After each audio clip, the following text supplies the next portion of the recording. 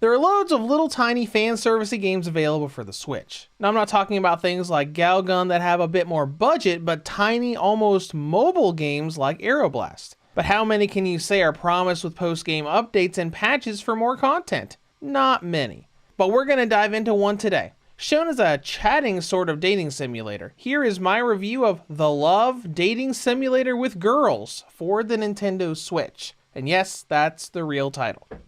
There's not really much to talk about here in terms of story. You are a person that wants to go on dates and find love, so you go to a dating app. And that's really it. No real personality traits for the protagonist, since you talk about different things and have different interests depending on which match you're talking to in-game. But one thing I will note here is that the translation is decent, but there are a pretty fair amount of grammar issues with missing letters. It never keeps you from being able to read what's going on, but it does happen fairly often. So let's dive into gameplay. This game is a dating simulator set in a texting and chat box environment. As you play, you'll match with characters to talk to and get to know in the hopes of going on dates and finding true love. The first thing to go over here is the versatility. You're able to set yourself as male or female and to seek male or female with the ability to mix and do same gender conversations for those that want to go down that route.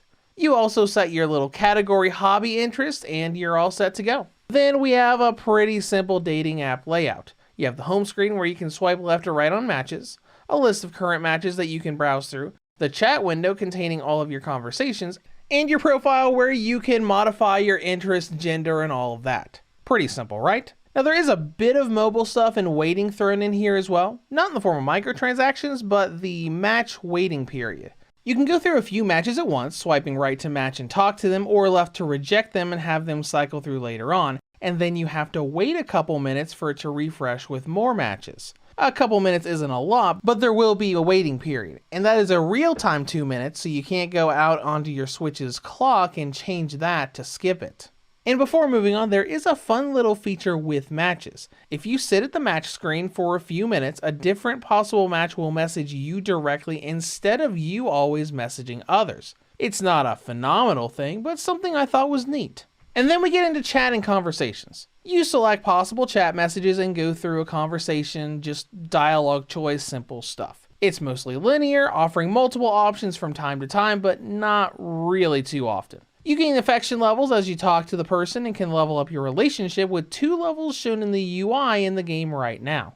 Not that you'll be talking very long. These conversations will only take a couple minutes. Then you level up, give them a hey, I'll message you later thing and move on until you can go back and continue the conversation later, effectively just having you move on to different matches and talking to different people to see how things go. And unlike Aeroblast, that's it. No puzzle game for currency, no charger waiting time outside of the 2-minute match refresh. You just chat, match, repeat. Very simple for a little pick up and play game. However, going between the other matches is where things start to fall apart with this game. There are a few things to talk about here. As I said earlier, we've got some missing letters in the translation pretty often, but there are repetitive conversations between different matches, and technically, you can't get to Romance Level 2 with anyone in the game right now. Let's go into a bit more detail. The conversations themselves are fine. The actual story does seem like matches agree to basically be your best friend pretty quickly, and there are some very subtle little, oh hey, we actually went on a date, but we skipped it because this is a chat game and not a date game,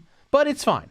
What isn't fine is that you'll quickly see familiar conversations coming back. With the female characters, there are almost 50 matches to go through and probably only around 7 or 8 different conversations. You'll quickly have the exact same talk with multiple people. They say exactly the same thing, same dialogue options, same everything. It's just copy-paste the same conversation, but with different characters.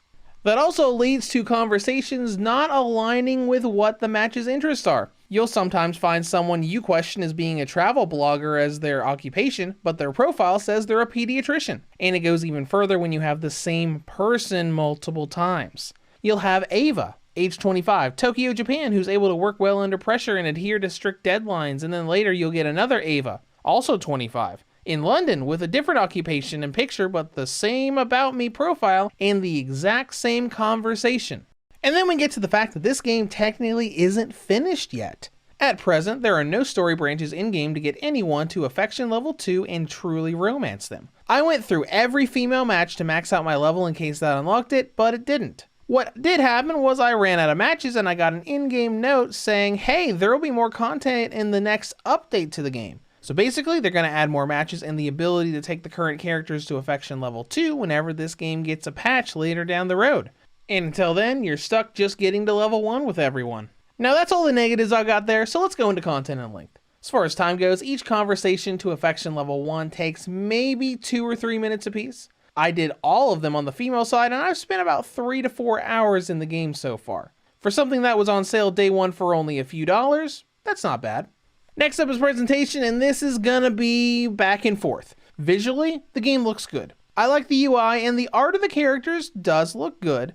It is very clearly AI art, but that's not necessarily a bad thing. I don't dive into all the politics and drama around that. I do like AI art. It got me these adorable anime renditions of Lady Gaga and Becky Lynch not too long ago that I think are super cute. What I dislike about the art in this game is the variety. Obviously, there are different ethnicities here with the girls you're seeing, but with the way the art looks, it all kind of just looks the same. Almost all of the backgrounds have that same similar dark look, and it just looks very samey. Moving on, performance I had no issues with. No load time issues, no frame drops, and no crashes.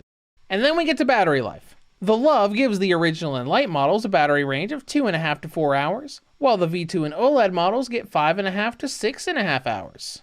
In conclusion, the Love brings more of the small game dating sim sort of experiences that you would normally see on mobile over to the Switch. Now on the downside, there are a fair amount of issues here. Not much conversation variety, most of the matches are looking the same, some of them being duplicates with different pictures, and the fact that you can't fully romance anyone in the game yet until the next free update. I mean, it's an okay game, but the fact that you can't fully romance anyone at launch is a very strange design choice.